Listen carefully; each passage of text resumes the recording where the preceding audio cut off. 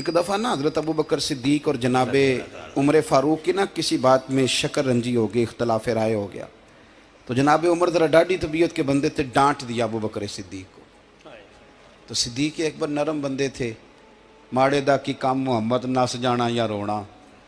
तो वो गा के ना तो पहले घर रोए, फिर हुजूर के पास चले गए। जनाबे उमर कहते मुझे भी ख्याल आया कि यार ये मुझे नहीं करना चाहिए था। थोड़ी देर के बाद अच्छे लोग जो होते हैं उनका गुस्सा जल्दी उतर जाता। कहते मैंने जाके जनाबे सिद्दीक अकबर के दरवाजे पे दस्तक दी तो पता चला वो तो घर ही नहीं। मैं समझ गया, मैं डर गया, मेरी टांगें कांपने लगी। क्यों डर रहे हो उमर? फरमाने लगे इसलिए डर रहा हूं कि अबू बकर जब अपने घर नहीं होते तो दरवाजा रसूल पे होता। मैं सदके यार सारी बात तो सुना दी होगी। फरमाते मैं नबी पाक की बारगाह में पहुंचा, सामने अबू बकर बैठे हैं, पुश्त मुबारक मेरे करीम रसूल की काबे की जानब, चेहरा सिद्दीक अकबर की जानब, दोनों की गर्दनें झुकी हुई।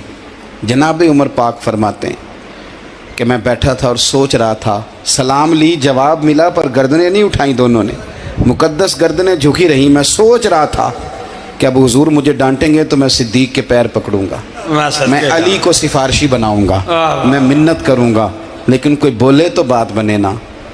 कहते हैं जब देर हो गई, ये सुकूत भी बड़ा मुश्किल होता है। ओहो, अगर कभी वो चुप कर जाए तो ये भी बड़ा मसला है, महबूब भी चुप कर जाए। कहते मैं बड़ा परेशान हुआ, जब मेरा कलेजा मुंह को आया ना तो जनाबे उमर कहते मैं बोलने लगा तो आंसू मेरे पहले निकल गए।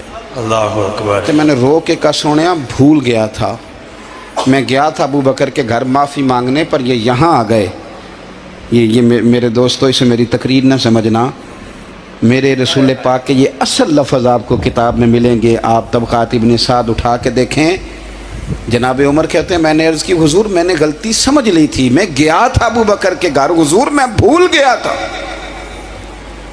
फरमाते हैं नबी पाक ने जब गर्दन मुबारक उठाई तो हुजूर की दाढ़ी आंसुओं से भरी हुई सदके यार रसूल। और लफ्ज़ क्या थे?